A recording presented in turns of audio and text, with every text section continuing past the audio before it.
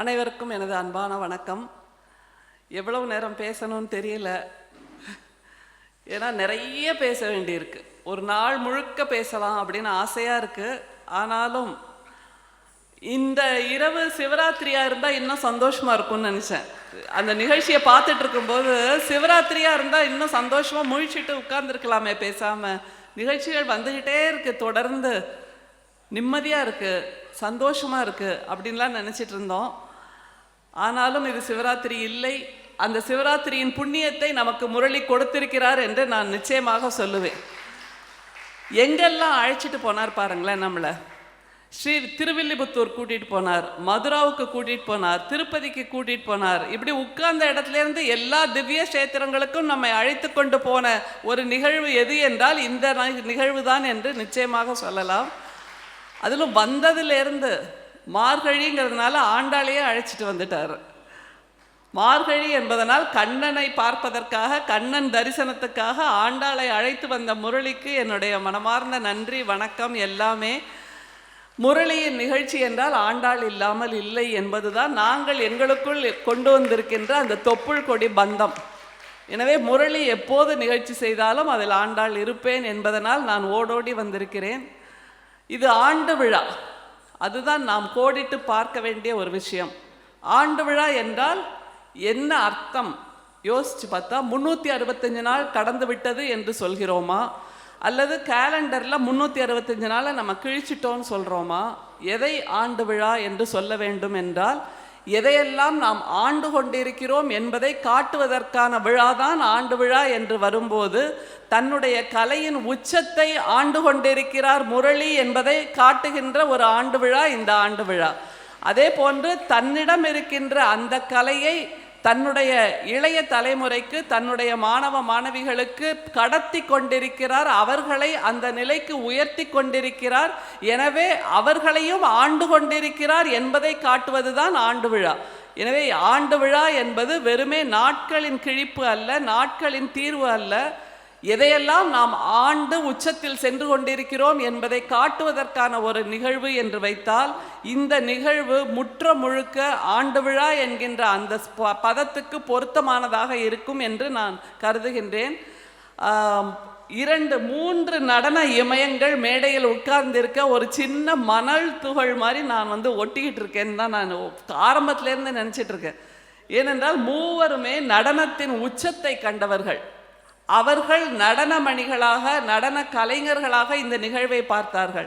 நான் ஒரு சராசரி ரசனை உள்ள ஒரு சாதாரண மனுஷியாக, ஒரு படைப்பாளராக, ஒரு கவிஞராக இந்த நிகழ்வை எப்படி பார்த்தேன் என்று மட்டும் சொல்ல விரும்புகின்றேன். நம்முடைய அரவிந்த் பாடும்போது கிருஷ்ணா கிருஷ்ணான்னு கூப்பிட்டார்ல, அந்த ஆண்டாள் எப்படி கதறி இருப்பாளோ அதே குரலாக எனக்கு அந்த கிருஷ்ணா என்கின்ற அந்த ஒற்றை குரல் கேட்டது. உச்சஸ்தாயில போய் கிருஷ்ணா என்று அவர் அழைத்த போது நிச்சயமாக இந்த இடத்தில் கிருஷ்ணன் இறங்கியதை நான் உணர முடிந்தது என்று நம் அத்தனை பேருமே அதை உணர்ந்திருப்போம். ஒரு குரலுக்கு இப்படியாக, ஒரு பக்தனின் குரலுக்கு இப்படியாக உணர்வு பூர்வமாக உணர்ச்சியை தாங்கி நிற்கின்ற ஒரு குரலுக்கு ஓடி வருபவன் தானே கண்ணன். அதைத்தானே நாம் புராணங்களில் வாசித்திருக்கிறோம்.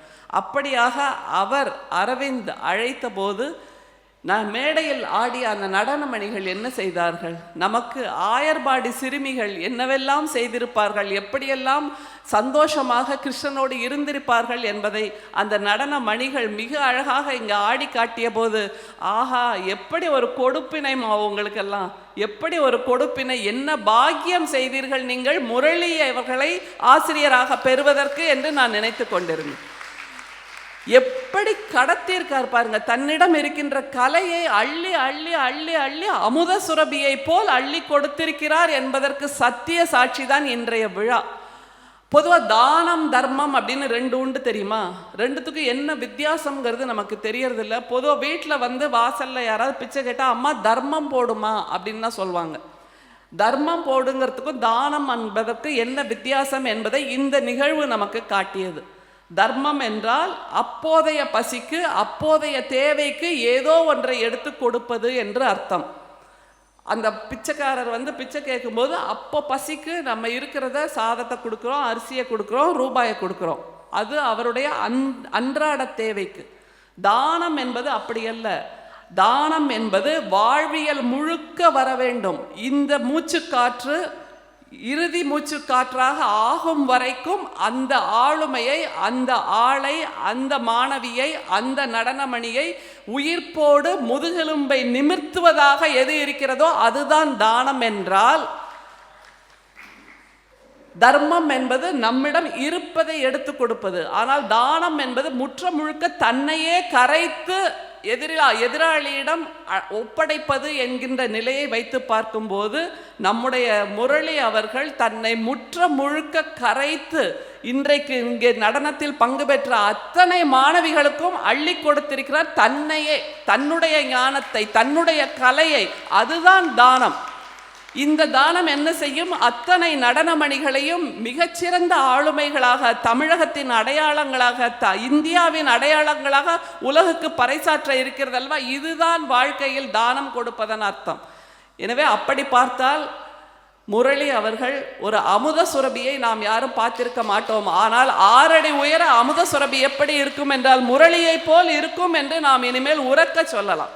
அப்படிப்பட்ட ஒரு கலையை நம்முடைய குழந்தைகளுக்கு அள்ளி கொடுத்திருக்கின்ற முரளிக்கு நாம் அத்தனை பேரும் பாராட்டுதல்களை சொல்லியாக வேண்டும்.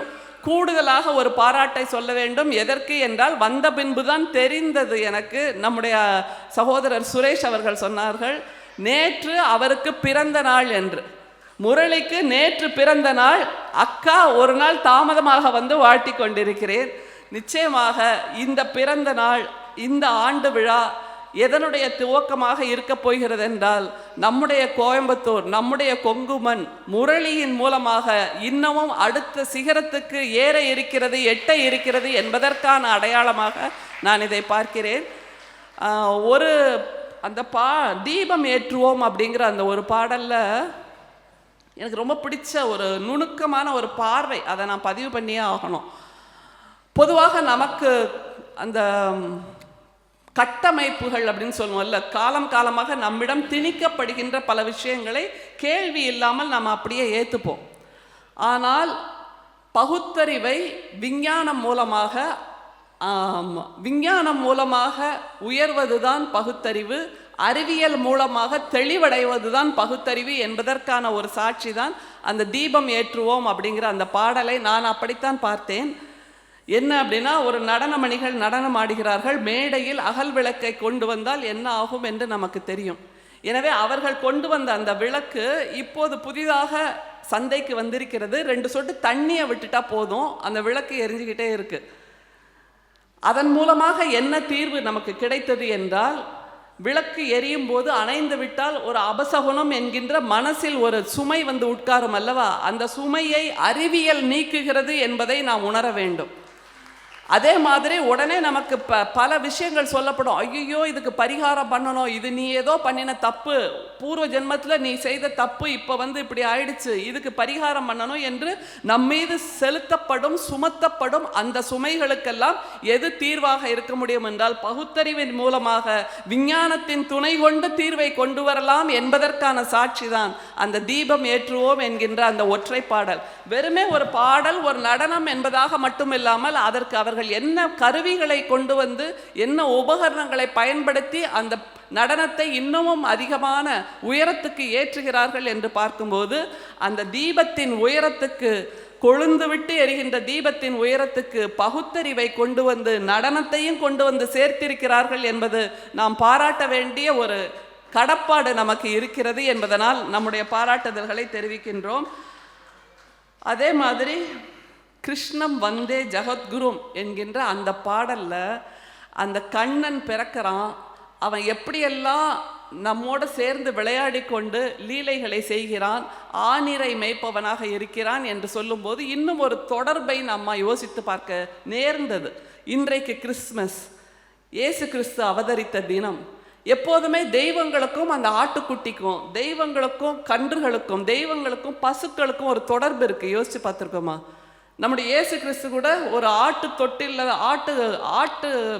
அது என்னது, ஆட்டு கொட்டகையில் தான் பிறந்தார் என்று நாம் படித்திருக்கிறோம். கிருஷ்ணனும் அதே போன்று மாடுகள், ஆனிரைகள் நிறைந்த இடத்தில் மதுராவில் வளர்ந்தது, விளையாடியது, கொஞ்சியது எல்லாமே நமக்கு தெரியும்.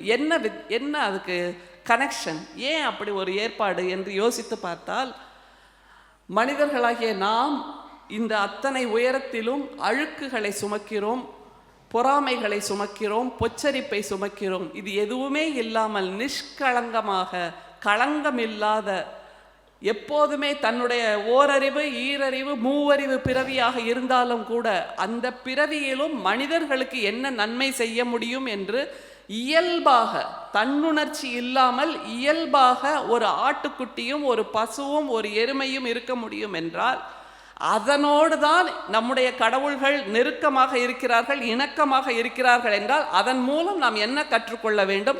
இப்படிப்பட்ட நிஷ்களங்கமான மனதோடு நாம் இருக்க வேண்டும் என்பதைத்தான் இந்த தெய்வ பிறவிகளின் கதைகள் நமக்கு காட்டுகின்றன.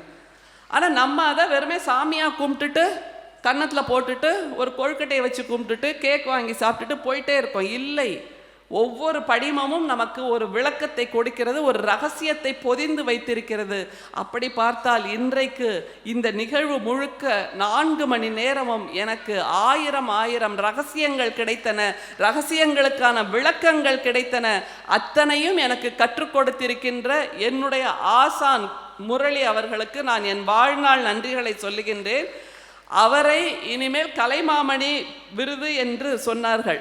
நிச்சயமாக நாம் அதையெல்லாம் தாண்டி முரளியை இனிமேலிருந்து முரளி நடராஜர் என்றே சேர்த்து அழைக்கலாம். முரளி நடராஜர் என்றே சேர்த்து அழைக்க, எப்படி ஒரு நர்த்தகி நடராஜ் என்று சொல்வோமோ அதே மாதிரி முரளி நடராஜர் என்றே சேர்த்து அழைக்கலாம். சிதம்பரத்தில் இருக்கின்ற அந்த நடராஜர் கொங்கு தேசத்திலும் குடியிருக்கிறார் என்றால் நம்முடைய சகோதரர் முரளியாக குடியிருக்கிறார் என்றுதான் எனக்கு தெரிகிறது. எனவே இன்றைக்கு எனக்கு முரளி நடராஜர் தரிசனம் கிடைத்தது. கிறிஸ்துமஸ் மூலமாக இயேசு தரிசனம் கிடைத்தது. மார்கழி என்பதனால் கண்ணன் தரிசனமும் கிடைத்தது. விஸ்வரூப தரிசனம் கிடைத்திருக்கின்றது. அத்தனையும் உள்வாங்கி என் கண்ணில், மனதில், எண்ணில் நிரப்பிக்கொண்டு நான் உங்களிடமிருந்து விடைபெறுகிறேன். அடுத்த ஆண்டு விழா வரும். இன்னமும் சிறப்பாக எதையெல்லாம் ஆண்டு நிற்கப் போகிறார், விஸ்வரூபம் எடுக்கப் போகிறார் முரளி என்பதை நாம் பார்க்கத்தான் போகிறோம். நாம் அத்தனை பேரும் மீண்டும் அடுத்த வருடம் வருவோம். முரளிக்காக இப்போதே கைதட்டல்களையும் சந்தோஷங்களையும் சேர்த்து வைத்துக் கொள்ளலாம். அத்தனை பேருக்கும் ஆண்டாளாக சொல்கிறேன், பல்லாண்டு பல்லாண்டு பல்லாயிரத்தாண்டு பல கோடி 100,000 ஆண்டு நாம் அத்தனை பேரும் நன்றாக, மகிழ்வாக, தெளிவாக, ஒளியாக, நிஷ்களங்கமாக, களங்கமில்லாத மனதோடு, நல்லவர்களாக, ஒரு ஆட்டுக்குட்டியின் எளிமையோடு, ஒரு பசுவின் புனிதத்தோடு, ஒரு எருமையின் புனிதத்தோடு வாழ்வோம். நன்றி, வணக்கம்.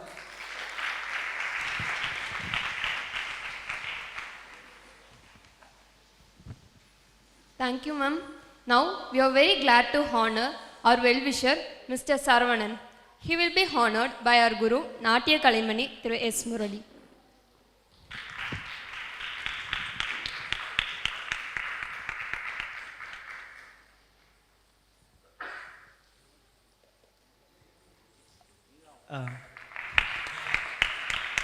Suresh sir is honoring our respected Guruji.